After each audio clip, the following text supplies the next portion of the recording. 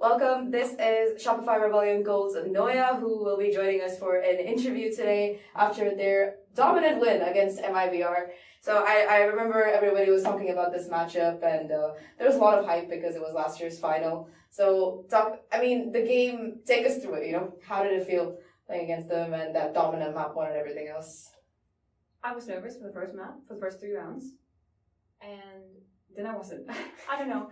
Then Mel started calling like a double fake in our 4th round, and I was like, yeah, she's just locked in. Like, we're just gonna win. She can't she's just gonna carry us. I'm just gonna trust what she says and do what she tells me to, and gonna trust the game plan, and we win.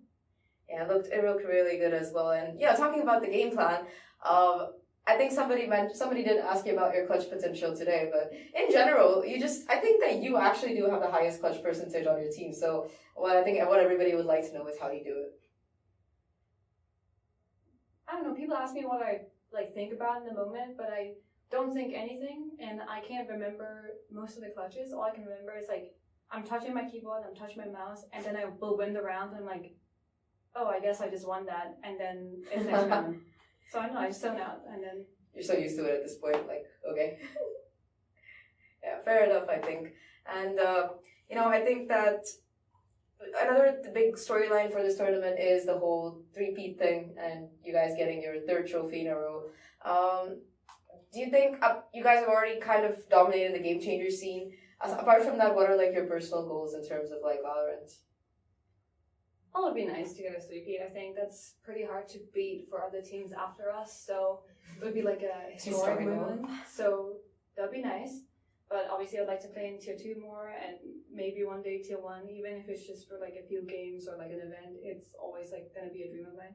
Mm-hmm. Talking about Tier 2, you guys made it to Challengers this year. Congratulations on that. Even if it perhaps didn't have the result that you wanted or expected, what would you say are your biggest learnings? You have to play against teams that are better than you to improve.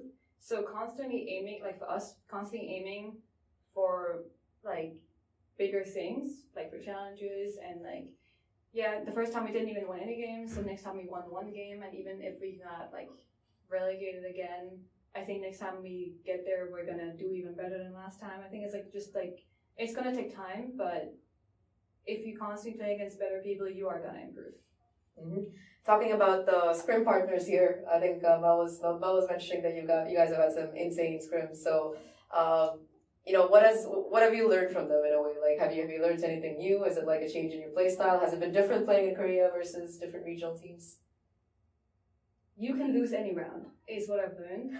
Because anyone can, no one gives up on a round, even if it's a 3v5. They all try their hardest and will try to find gaps. And then also, my awareness has significantly increased, and feels like I'm aware of every single timing, because here they just take every single timing. If you leave a tiny gap, they're going to take it. So you become more and more aware of it. And I think, I feel a little bit more confident after all our scrims. That's super nice to hear. How has it been in Korea so far? Have you guys had a chance to explore yet, or have you just been busy with prep and everything else? We've been walking around a little bit, and honestly, I love the city. I would love to live here for a bit. It's so nice, and I'm gluten-free, and there's a lot of gluten-free options. I'm not allergic to soy, so I'm pretty good, pretty set. And it's I'm used to walking around in Europe, so not having that in the US is super sad, but having it here is nice. Right, that must be nice. So coming back to a walkable city and all that. I hope you get to see more of it. So your next game, it's gonna be versus KC. Is there anybody on the team that you think is gonna be a big challenge for you guys in particular, or because I think Mel was mentioning they're a dark horse team that she's kind of looking at. So how are you feeling about that matchup, and anybody you think is gonna be a big challenge?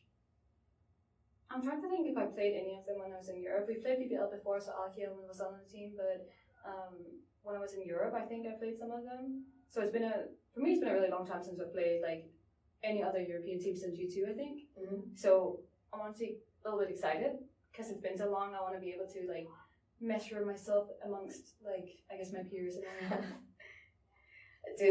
Out of curiosity, do people ask when are you gonna come back to Europe and stuff, or have they adopted you as an honorary American or NA person at this point?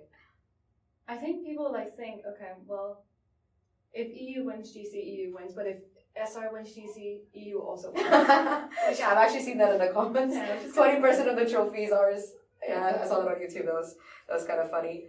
I also wanted to ask you about the newest patch and stuff. So, GC got kind of screwed in a way with the patch hitting and stuff. So how did you guys kind of adapt to that? Did you feel like you had enough time for it? Because I think you were one of the teams that qualified earlier, so.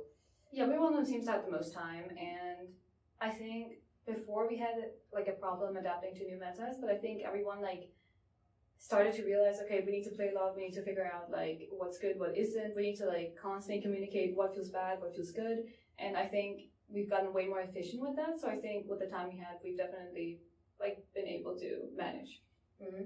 How do you feel about it overall in terms of like what it does to the game? Do you think it's a good update for the game? Do you think it makes it more annoying? Do you like it? Hate it?